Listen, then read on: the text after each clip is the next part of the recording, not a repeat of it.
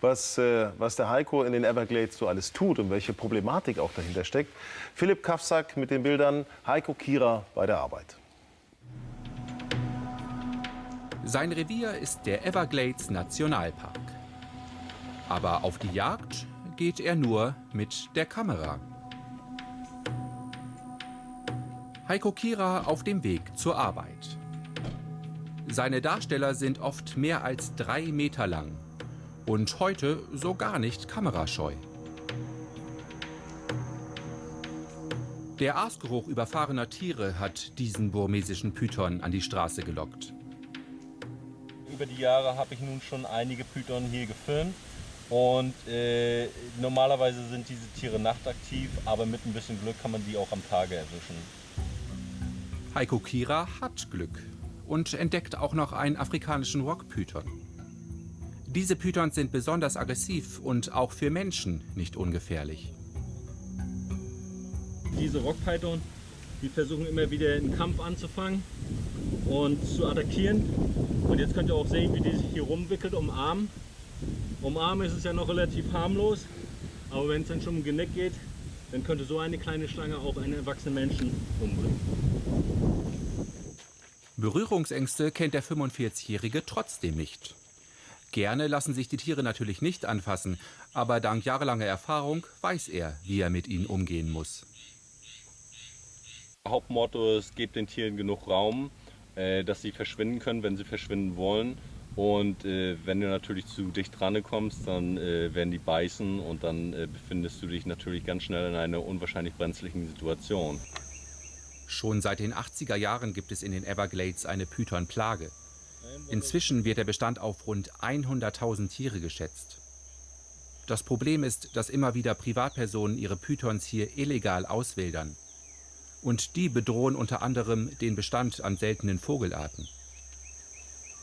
Und wenn die Schlange dann größer geworden ist, dann werden das natürlich nicht nur Kleintiere sein, dann wird das Luchse, Florida Panther, Alligatoren, dann wird im Prinzip alles gefressen, was denen über den Weg kommt. Ausgewachsene Tiere haben in den Everglades keine natürlichen Feinde mehr. Deswegen filmt Heiko Kierer die Tiere nicht nur, sondern versucht auch immer wieder Pythons einzufangen, um sie den Behörden zu übergeben. Inzwischen filmt er aber nicht mehr ausschließlich Schlangen. Auch die Unterwasserwelt hat es ihm angetan. Um Alligatoren und Haie filmen zu können, hat der Abenteurer extra einen Tauchschein gemacht. Seitdem ist er mit seiner Kamera auch regelmäßig unterhalb des Meeresspiegels unterwegs. Sein Lieblingsobjekt sind und bleiben aber die Pythons. Ja. Dieser Job ist unwahrscheinlich interessant, weil immer wieder was Neues passiert und als Filmemacher muss man sich natürlich auch sein Subjekt suchen und das ist gar nicht so einfach, weil die Schlangen zu finden, das ist schon eine Aufgabe in sich selber. Deswegen wird Heiko Kierer auch weiterhin die Augen offen halten und mit der Kamera über sein Revier wachen. Ja, waren wirklich irre Bilder eben gerade, Heiko. Toll von deinem Arbeitsplatz, sicherlich auch beneidenswert für viele. Wie gefährlich sind Pythons oder können die denn tatsächlich werden, um das vielleicht noch mal deutlich zu machen? Naja, die Tigerpython werden eigentlich versuchen, immer wieder das Weite zu suchen. Das ist nun nicht, dass die auf den Menschen warten und dich angreifen, aber wenn du jetzt zu nahe trittst und gebissen wirst, dann wird die sich rumwickeln. Und wenn das eine 3 Meter lange Python ist, die kann dich erdrücken. Jetzt gerade mal mit Zitronella. Also ich meine, ich habe sie Ja, jetzt die hier könnte dich töten. Locker, ne? Wie, die könnte mich töten? Die könnte dich töten, wenn die sich jetzt rumwickeln würde. Also die hat genug Kraft, um einen erwachsenen Menschen zu töten. Die würde Kann ich die nicht so aushalten? Nein, das passiert. Also das haut nicht hin. Ich hab mit jungen Schlangen das ausprobiert, als ich ganz am Anfang versucht habe, mich da erstmal trainerisch jetzt mit den Schlangen auseinanderzusetzen. Wenn die sich rumgewickelt haben, umarmen. Die kleine Rockpython, die ihr gerade gesehen habt, das hat 15 Minuten gedauert, bis sie die wieder von meinem Arm runter hat. Weil wenn die zudrücken, auch eine Jungschlange, die hat genug, ja, lass sie einfach rankommen. Ich frage nur also. Die hat genug Kraft, um dich zu erdrücken. Ne? Aber Ja. das ist ein Tier, die hat sich an den Menschen gewöhnt und ja, da geht nicht viel Aggression aus im Moment. Ja. Im Moment. Weil so ein richtiges Beutetier sind wir ja auch nicht, ne? Nein, Also wir Menschen sind überhaupt nicht, das gehören nicht zum Beutespektrum. Aber Ausnahmefälle kommen vor.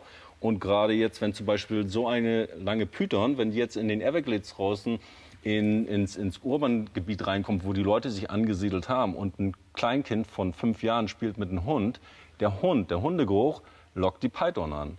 Das gibt es ja immer wieder, dass irgendwelche Leute solche Schlangen zu Hause haben ja. und zwischen den Säuglingen und so weiter. Ja, da sind viele Unfälle passiert. Und natürlich, die Schlange kann nicht mehr unterscheiden, wer ist Beutetier und wer ist Mensch. Und die wird dann das Kind auffressen. Das ist ja auch ganz interessant. Pythons machen ja auch gar keinen Unterschied. Im Grunde essen sich auch sozusagen gegenseitig auf. Die entsprechenden Bilder hast du auch gefilmt. Ja, also auf die eigene Art wird da auch gar nicht großartig Rücksicht Also genommen. Kannibalismus passiert nicht so oft. Das sind wirklich Ausnahmen. Diese beiden Schlangen, die haben sich um ein Beutetier gestritten. Ja. Und das passiert dann natürlich auch, wenn du jetzt Schlangen zu Hause hältst. Dann wirst du die getrennt halten. Ansonsten, wenn du jetzt eine Maus oder eine Ratte reinwirfst in den Käfig und 2 Schlangen aufeinander zugehen, die größere Schlange wird die kleine Schlange auffressen, samt Beutetier.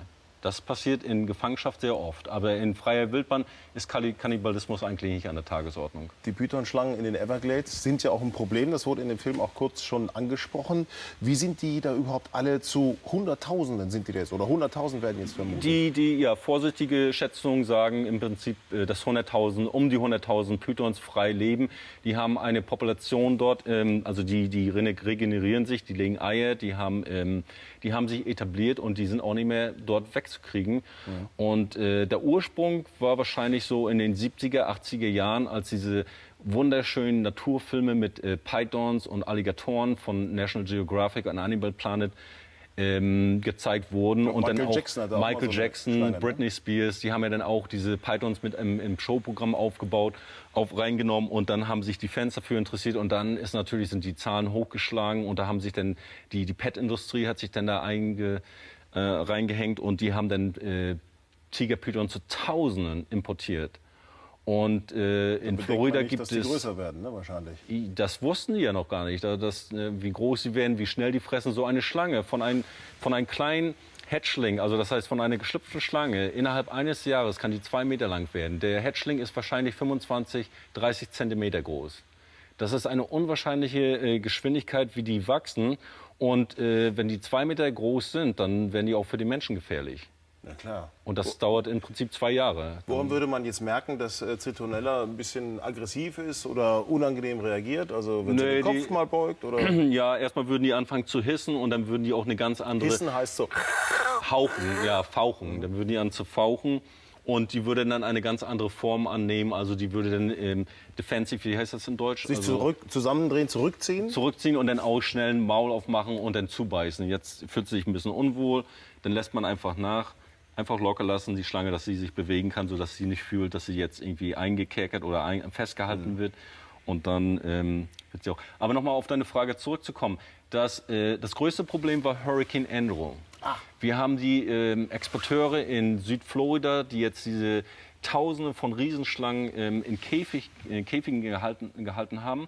Und während des Hurricanes ist ja ganz Homestead, der ganze südliche Teil von Miami, der ist ja flach gemacht worden. Da war ja alles zerstört gewesen. Und diese Exoten, die sind dann in die Everglades, das war ja gleich nebenan gewesen. Ja.